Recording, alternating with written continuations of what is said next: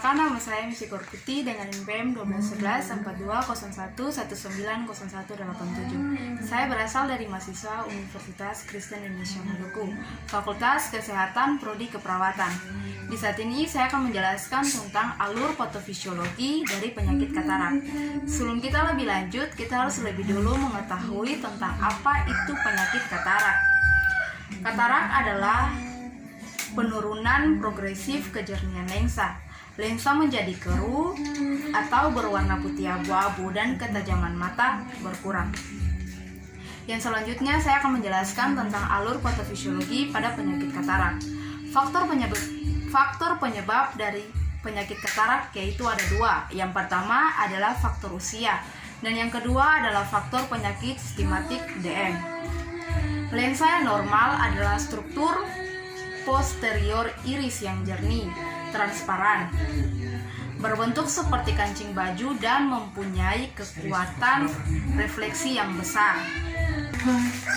Perubahan fisik dan kimia dalam lensa mengakibatkan hilangnya transparansi, ditandai dengan adanya perubahan pola serabut halus multiply atau senula yang memanjang dari badan selier ke sekitar daerah di luar lensa. Misalnya dapat menyebabkan penglihatan mengalami distrosi. Perubahan kimia dalam protein lensa dapat menyebabkan koagulasi, sehingga terjadinya pengkabutan pandangan atau kekeruan lensa, sehingga dapat menghambat jalannya cahaya ke retina. Hal ini dapat diakibatkan karena protein pada lensa menjadi water atau insoluble dan membentuk partikel yang lebih besar, di mana diketahui dalam struktur lensa terdapat dua jenis protein yaitu satu protein dalam struktur yang larut dan yang kedua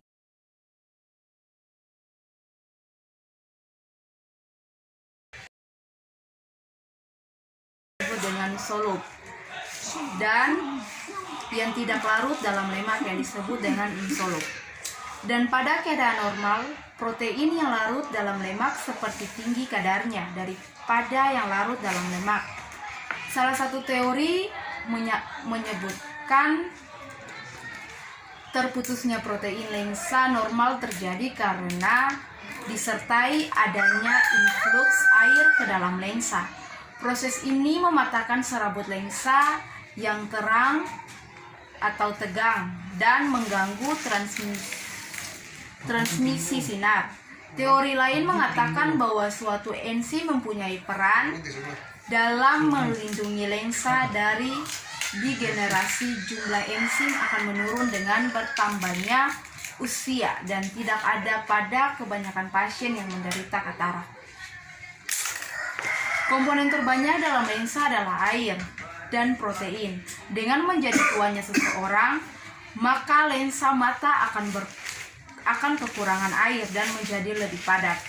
Adapun lensa akan menjadi padat di bagian tengahnya, sehingga kemampuan fokus untuk melihat benda dekat berkurang.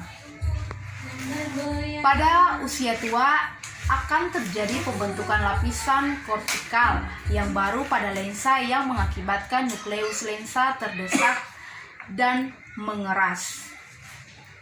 Pada saat ini terjadi perubahan protein lensa, yaitu terbentuknya protein dengan berat molekul yang tinggi dan mengakibatkan perubahan indeks refleksi lensa sehingga menentukan sinar masuk dan mengurangi transparansi lensa. Perubahan kimia ini juga diikuti dengan pembentukan pigmen pada nuklear lensa. Pada keadaan normal, lensa mata bersifat bening.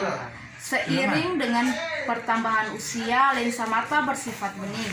Sehingga dengan pertambahan usia, lensa mata dapat mengalami perubahan warna menjadi kuning, keruh, atau coklat keruh. Proses ini dapat menyebabkan gangguan penglihatan atau pandangan kabur atau buram. Pada seseorang, adapun patofisiologi katarak adalah kompleks dan perlu untuk dipahami. Pada semua kemungkinan, patogenisnya adalah multifaktorial yang melibatkan interaksi kompleks antara berkembang seiring usia. Berat dan ketebalan terus meningkat, sedangkan adanya akomodasi terus menurun. Bermacam mekanisme memberikan kontribusi pada hilangnya kejernihan lensa. Epitelium lensa dipercaya mengalami perubahan